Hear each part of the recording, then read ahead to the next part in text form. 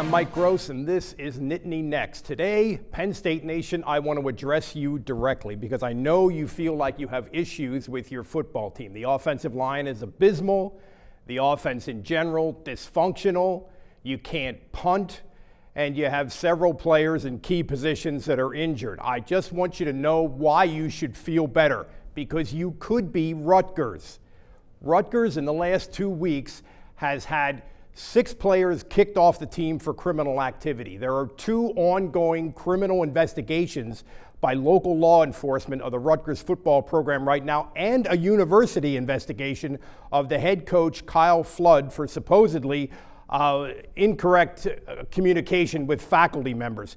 The best player on Rutgers' team, Darius Hamilton, is hurt. Their second best player, a kid named Leonte Carew, got arrested for a fight in the parking lot after the game last Saturday.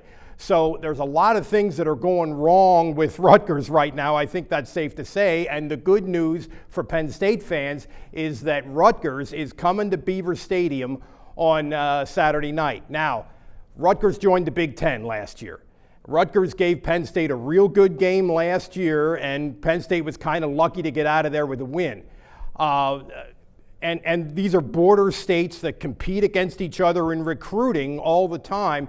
So there's a lot of talk about a Penn State-Rutgers rivalry developing. And Penn State, as you probably know, has traditionally dominated Rutgers.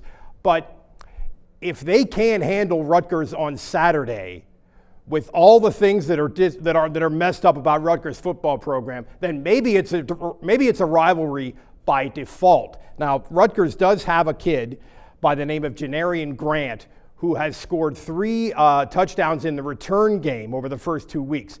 They do have some offense. They've scored 97 points in their first 2 games. They are going to have to find a way to tackle Mr. Grant.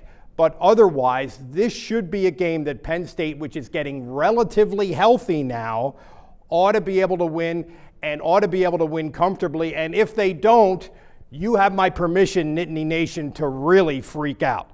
Thanks for tuning in. You can follow our Penn State football coverage on LancasterOnline.com and Facebook and Twitter.